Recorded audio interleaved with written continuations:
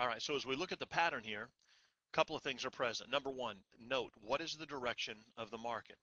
We're in a bear continuation pattern. And again, it's difficult to see the higher highs and higher lows, or lower low, lower high, but you can see here the DST expansion code. We get range congestion, and then we get bearish expansion. Blue disappears, red remains. Okay, we pop in. Here's a new structure low. Look left. There's the swing high. So you start to form the low to low, or the high to high trend line right here. Then we drive down, new structure low. So again, as that low is put in, look left. There's the swing high. So at that point, let's rewind here a couple candles. You can drop in your high to high trend line, and then look for a third test to the high to high trend line and a point of confluence. Okay, so let's take the fibs, and you see right here from this swing high down to the new structure low, we have a point of confluence where the 786 retracement meets high to high trend line extension. Now, is that a qualified sell signal? I don't know. You'd have to test it historically to see. But we do have an expectation about this area showing relevance and then a probable retest of the current lows. Okay, so there's your retest. The previous swing high right here is holding, descending. The high to high trend line clearly is descending, the market descending, and then a possible bear pennant. Okay, there's another test. Now again, you see right here, we moved through quickly. We got big volume down here against this area. We'll see if we get a symmetrical retest. Coming close right there. Note the wedge start to form, and you see visually now, it's very easy to identify. Let's get rid of the fibs. Okay, now we've got structure support down here. We've got the sideways trade up here.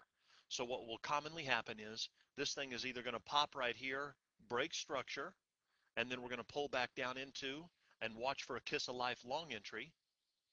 Okay, so descending wedges after a bear expansion can possibly set up kiss of life long entries on the buy side. An ascending wedge after a bull continuation pattern would be a kiss of death short entry. Okay, so what's really common with this type of a pattern or signal is for the market to pop back into previous resistance, a key indication that we might be seeing now bull participation and a change of the directional movement. Then a pullback into another point of confluence. So let's watch the pop. There's a higher high and a higher close. Okay, so we had a high to high trend line. We had a third test with failure, fourth test with failure, fifth test, didn't get it. Right there's the new high and the higher close. Okay, so again, those of you that are with us on trial, critical. Did this bar close above the high to high trend line? Yes, it did. So there's a higher high, higher close. It's something that can be quantified. Number one, the descending wedge has to have at least a triple top so that you can put in a high to high trend line and then get confirmation with a third test.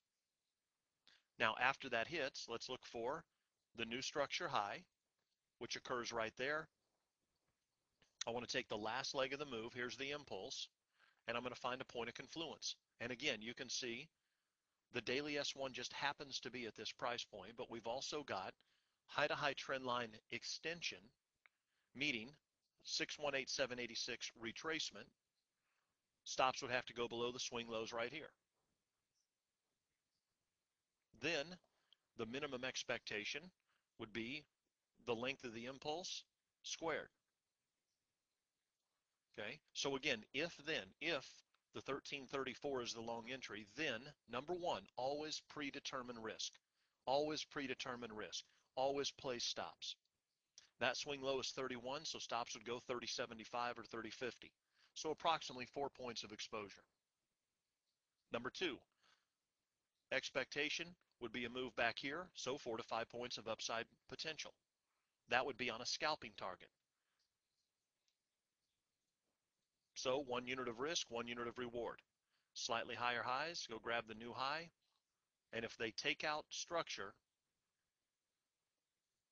and break the swing high right here, trade setup is canceled. We want to see the first impulse move above or through that high to high trend line extension. Right there's the long entry, a retest for scalpers, and then opportunity to trail stops. Okay, so descending wedge pattern, break of structure. Now, what's happened? All we've done is moved into a sideways trade. So obviously the lowest risk long entry is back against previous structure support. Then we'd expect a retest of this area. Now again, here's the highest high at 830. So from 836, the market drove straight south, directional, and then right here is the swing low. So we had an hour and 12 minutes, or an hour and 6 minutes of directional price action.